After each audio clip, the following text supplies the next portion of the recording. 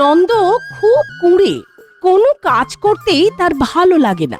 নন্দর মা মারা গেছে সেই কোন ছোটবেলায়, বেশ কিছুদিন আগে মারা যান তার বাবাও। আর তাই নন্দ সারাটাক্ষণ মন খারাপ করে শুয়ে থাকে। অবশেষে গ্রামের লোকজন অনেক ভেবেচিন্তে জোর করে নন্দর একটা বিয়ে দিয়ে দেয়। বাহ, আমার বৌমা বড় মিষ্টি হয়েছে, কি বলো? হ্যাঁ গো, বড় লক্ষ্মীমন্তর বউ আমাদের। কেমন গুছিয়ে সংসারের কাজগুলো করে দেখেছো? কিন্তু সারাদিন বউটা খাটে, অমন টুকটুকে রাঙা বউটার খেটে খেটে হাড়মাস কালি হয়ে গেল গো। আর আমাদের ছেলেকে দেখো, কুড়ে কথা কাট। তাই তো আমাদের মরেও শান্তি নেই। তুমি এলে কোথায় একটু শান্তিতে থাকবো, দুটো মনের কথা কইব, তা নয়। ছেলের জন্য মরেও শান্তি পাচ্ছি না। তাই তো, তবে সব তোমার আশকারায় হয়েছে। কি বললে? আমার জন্য হয়েছে? তুমি কি মরেও আমার সঙ্গে ঝগড়া করবে? এই শোনো না, তুমি একটা কিছু করো না গো। মরে গেছি, এখন আর আমি কি করতে পারি? ছেলে কি মরা বাপের কথা শুনবে? একটা বুদ্ধি বার করো। দাঁড়াও, দেখছি।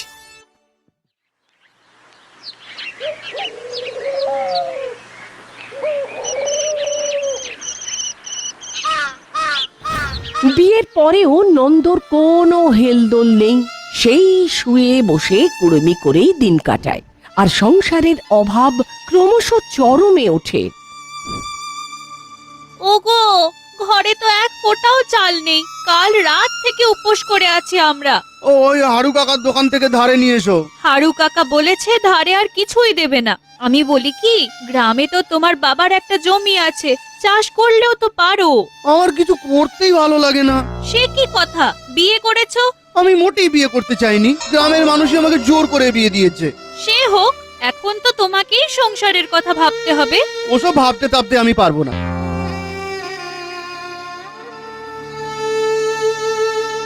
মা, মা গো, আমি আর পারছি না। এবার কি হবে বলো? শুধু শুধু গ্রামের লোক আমার বিয়ে দিয়েছে বলে এত দিন ধরে ধার দিয়েছে। আগে মুখে কিছু না বললেও এখন তারা কেউ কিছুই দিতে চায় না। সবাই বলে নন্দকে বলো রোজগার করে পয়সা মিটিয়ে দিতে। বলো বলো মা, আমি কি করব? বৌমা, আমাদের মনেও শান্তি নেই এই অকর্মণ্য ছেলের জন্য। তুমি যতই বলো কিছুই করবে না, ওকে লাঠি পেটাই করতে হবে। বাবা! হ্যাঁ গো বৌমা, তোমার শ্বশুর মশাই ঠিকই বলেছেন। না বাবা, তা কি করে হয়? আমি তোর স্ত্রী। বলি হ্যাঁ গো, ও তো ঠিকই বলেছে।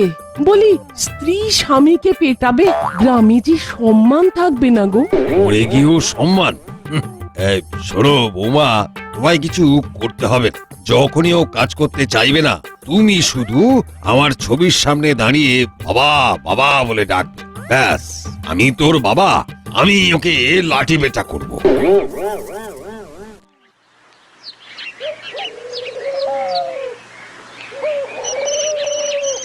এর পরের দিন যথারীতি নন্দ শুয়ে শুয়ে আলস্যি করছে।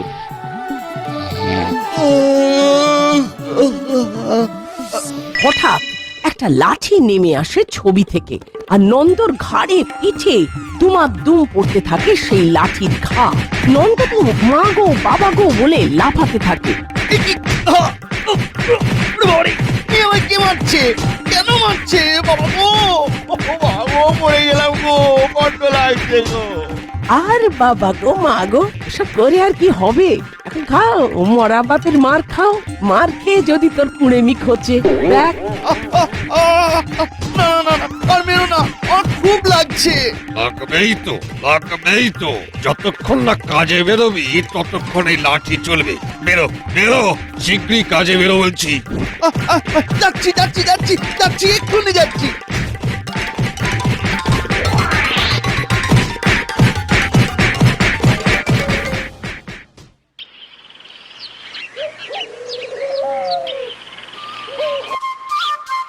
নন্দ, ও নন্দ, ঘরে আছিস? হ্যাঁ শ্যামাদা, বলো। শোন, গ্রামে একটা পুকুর খোলা হবে।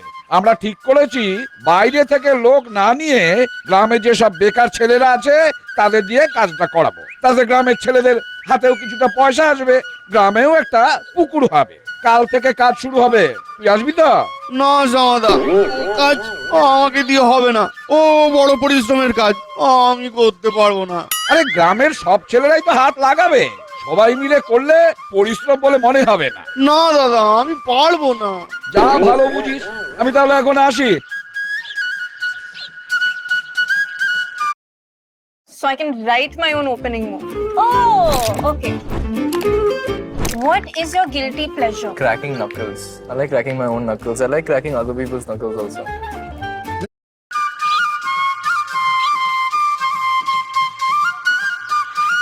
শ্যামাদা, আপনি চিন্তা করবেন না, ও কাল ঠিক যাবে। কিন্তু ও যে বললো। আমি ওকে রাজি করাবো। বেশ।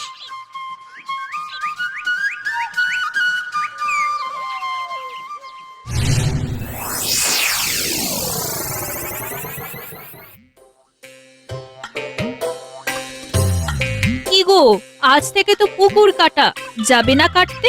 না, আমি যাবো না। যাও তো এখান থেকে। এরপর নন্দর বউ তার বাবা মার ছবির সামনে গিয়ে আবার হাত জোড় করে দাঁড়িয়ে পড়ে।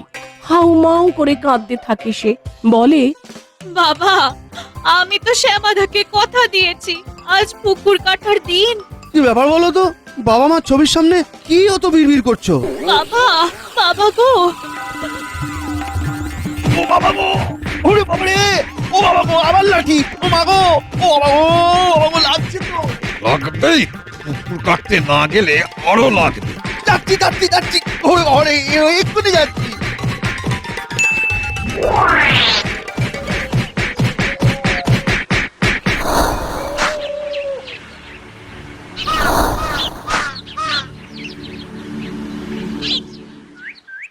সারাদিন পরে নন্দ পুকুর কেটে ঘরে আসে। তার বউ এক ঘটি জল, গামছা আর বাতাসা নিয়ে আসে। নন্দ বউয়ের দিকে তাকিয়ে থাকে, আর তার বউ বড়ই লজ্জা পায়, বলে ওঠে, ও মা, আমার মুখের দিকে হাঁ করে কি দেখছো শুনি? এই যে, এই নাও, এই জল আর বাতাসাটা খেয়ে নাও তো দেখি। তোমাকে খুব সুন্দর লাগছে গো। তাই? আগে বুঝি দেখোনি? না না, দেখেছি, কিন্তু আজ না তোমাকেও খুব সুন্দর দেখাচ্ছে। কেমন কেমন কাজ করে ঘেমে নিয়ে এসেছো। এই নাও বউ, আজকের পুকুর কাটার টাকা। নন্দ ট্যাঙ্ক থেকে টাকা বের করে দেয়। বউ হাসি মুখে সেই টাকা হাত পেতে নেয়। বদলে যায় নন্দর স্বভাব, অঙ্গভঙ্গি। সে বলে ওঠে, জানো, আজ কাজ করে শরীরটা কেমন যেন বেশ ঝরঝরে লাগছে। তাই? জানো, সবই হয়েছে বাবার আশীর্বাদে। জানো, গ্রামের জন্য সবাই মিলে একসাথে পুকুর কাটছি, এমন সময় পঞ্চায়েত প্রধান এসে আমাদের সবাইকে মিষ্টি খাওয়ালো। গ্রামের ছেলেদের কত ভালো ভালো কথা বলে উৎসাহ দিল। আমার বড় ভালো লাগছে গো। জানো বউ, আজ আমি বুঝতে পারছি এই সংসারটা চালানোর দায়িত্ব আমার। বাবার লাঠি আর তোমার ভালোবাসা আমাকে আসল শিক্ষা দিয়েছে। এবার আমি বাবার জমিটা চাষ করব, আমার মতো করে চাষ করব। অনেক বেলা হয়েছে, খেতে খেতে কথা হবে। এই যে, এখন এই নাও গামছা, যাও নিয়ে এসো। আমি ভাত বাড়ছি, আজ তোমার পছন্দের পুঁই মিটুলি করেছি, খাবে তো? খাবো না তো কি, জমিয়ে খাবো। দাঁড়াও, আসছি।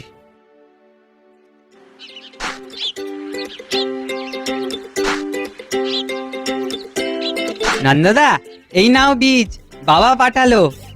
বাহ, তুমি কাজ চালিয়ে যাও নন্দদা, আমরা তোমার পাশেই আছি সবাই। বাবা নন্দ, তোমার বাবার এমন সাধের জমি পড়েছিল, এতদিন দেখে দেখে বড় খারাপ লাগতো।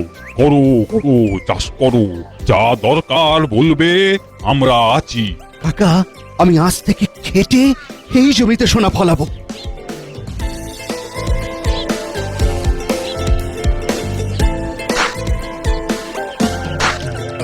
বাহ বাহ, এবার খুব ভালো চাষ হবে।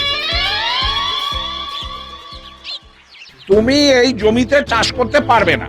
এতদিন আল বন্ধ ছিল, সরাসরি আমাদের জমিতে জল যেত। তুমি চাষ করলে আমাদের জমিতে আর জল যাবে না।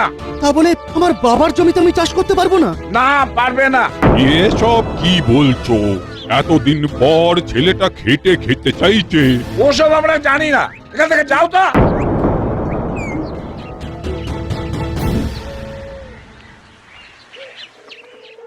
কি হলো? অন্য গ্রামের চাষিরা আমাকে চাষ করতে দিল না। আমি চাষ করলে ওরা নাকি জল পাবে না। বৌমা, আমরা চেষ্টা করেছিলাম, কিন্তু ওদের মতো গুন্ডাদের সঙ্গে লড়বো কি করে? চিন্তা করো না, আমি দেখি বাবা কিছু সমাধান করতে পারে কিনা। নন্দর বউ আবার শ্বশুর শাশুড়ির ছবির সামনে গিয়ে হাত জোড় করে দাঁড়িয়ে পড়ে। বাবা, আপনার ছেলে বদলে গেছে বাবা। আপনার জমিতে চাষ করে সংসার চালাতে চায়, কিন্তু অন্য গ্রামের চাষিরা জলের জন্য ওকে চাষ করতে দিচ্ছে না বাবা। এখন কি হবে? আমি যে আর কোনো পথই দেখছি না বাবা। বৌমা, চিন্তা করো না, কাল ওকে চাষ করতে যেতে বলো, আমি যাবো ওর সঙ্গে। আপনি বাবা? মানে আমি তো আর যেতে পারবো না, তবে আমার লাঠি যাবে। বললাম না এ জমিতে চাষ হবে না। আমার বাবার জমিতে আমি চাষ করব, কেউ আটকাতে পারবে না, কেউ না। এদিকে নন্দকে দেখ তারা তেড়ে মারতে আসে। তখনই নন্দ বাবা বাবা বলে চিৎকার করে ডেকে ওঠে। একটা অদৃশ্য লাঠি নেমে আসে।